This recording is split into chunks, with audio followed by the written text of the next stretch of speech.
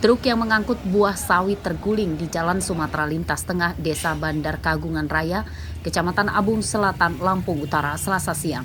Muatan truk tumpah ke jalan dan sempat membuat kemacetan arus lalu lintas selama beberapa jam. Menurut sopirnya, truk tersebut awalnya mogok akibat mengalami patah as roda belakang. Saat diperbaiki, truk yang miring ditopang dengan kayu, namun nahas kayu tersebut malah patah hingga truk akhirnya terguling. Kecelakaan tidak menimbulkan korban jiwa karena pengemudi dan penumpang dalam truk sedang berada di luar kendaraan. Ini tadi kan patah as, terus itu saya benerin, nggak taunya cagaknya itu roboh. Bapak sama siapa? Sama istri saya. Ada korban nggak kira-kira? Nggak ada, Pak. Nggak ada ya? Nggak ada. Ini mau bawa kemana? Bawa ke Mates. Ke atas ya? Berapa ton muatan? Sekitar 8 ton. Itu ya? Ya. Terus awalnya tadi seperti apa? Awalnya ya cuman main dongkrak-dongkrak itu aja. Begitu mau dilepas, cagaknya roboh. Itu patah serumbung apa gimana? Atas rumbung. Awalnya. Lepas semua ya? Atas rumbung tapi udah di pinggir. Udah di pinggir ya? Terus dia tengah tahu-tahu ya? Tahu-tahunya kita tarik, langsung ambruk. Ada Bapak? Patah. Lepas rodanya. Tapi nggak ada korban Pak ya? Nggak ada, Pak. Kemacetan arus lalu lintas akibat kecelakaan ini telah terurai setelah buah sawit yang tumpah ke jalan disingkirkan. Ardio Haba melaporkan dari Lampung Utara.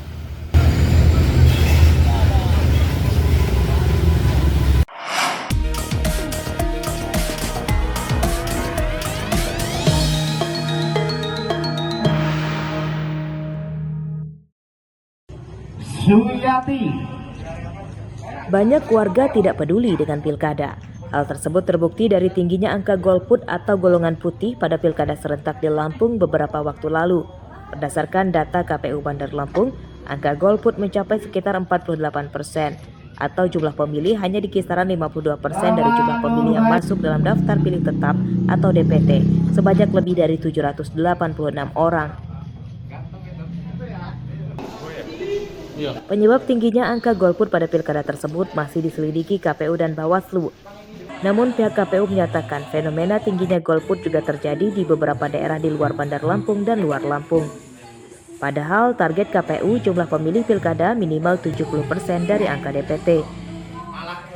Kalau kawan-kawan sendiri yang menulis itu kemarin target yang ditetapkan oleh Kota Bandar Lampung dan ketua yang lama ya 70% ya, dan angkanya memang di bawah target, tetapi tentu saja kita belum bisa menyimpulkan apa penyebabnya karena datanya baru masuk. Nanti perlu kajian, analisis lagi kira-kira apa sebenarnya menyebabkan tingkat partisipasi pemilih yang turun. Bukan fenomena khas Bandar Lampung, karena kalau kawan-kawan nanti bisa cari di Sumatera Utara misalnya itu angka partisipasinya 57, di Jakarta 55, jadi memang secara nasional ini jadi ini ya harus dievaluasi, tapi tentu saja kita belum bisa menyimpulkan penyebabnya ya. Minimnya jumlah pemilih pada hari pencoblosan lalu disayangkan oleh para pengurus partai politik. Mereka mendesak KPU dan Bawaslu segera mengevaluasi kejadian tersebut karena hal tersebut bagian dari kegagalan KPU dan Bawaslu mensukseskan pesta demokrasi.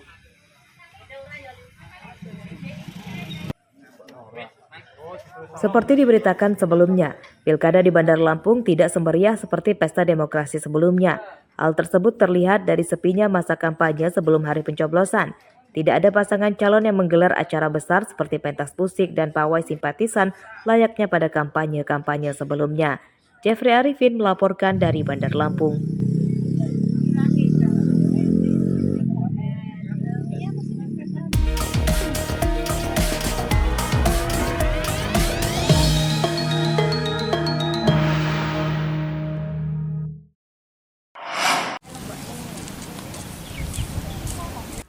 Para petani cabai terpuruk akibat harga cabai sedang anjlok.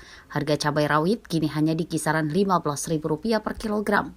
Padahal pada sekitar 1 bulan lalu masih di kisaran Rp35.000 per kilogram. Mereka yang terpuruk diantaranya para petani di Desa Purwajaya, Kecamatan Banjarmargo, Tulang Pawang. Mereka menyatakan harga cabai saat ini tidak sebanding dengan biaya operasional tanam dan tingginya harga pupuk serta obat-obatan. Para petani mengatakan tidak tahu penyebab pasti anjloknya harga cabai rawit. Namun menurut informasi yang diterima para petani dari Tengkulak, anjloknya harga cabai disebabkan masa panen yang bersamaan sehingga stoknya melimpah.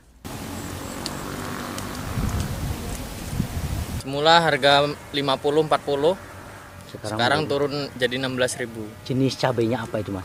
Cabai rawit Asmoro. Cabai rawit Asmoro. Iya. Kemudian dengan modal penanaman kita dengan hasil dengan modal penanaman kita sesuai nggak sih, Mas, dengan murahnya harganya? Untuk sekarang tidak sesuai, Pak. Pengeluaran cukup besar, namun hasil tani dan harga itu tidak sesuai.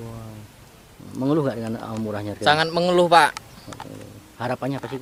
Harapannya untuk Bapak Presiden Prabowo yang terhormat segera naikkan harga cabai supaya petani cabai makmur.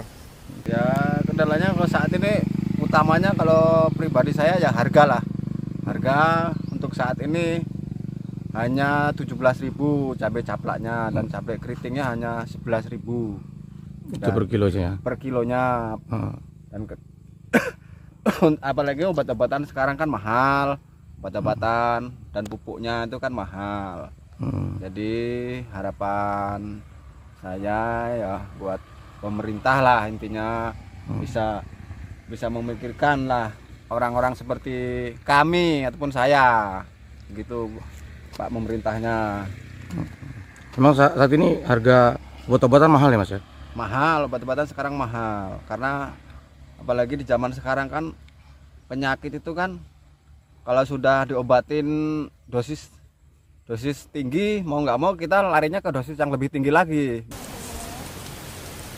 Para petani mendesak pemerintah turun tangan mengatasi kerugian para petani cabai.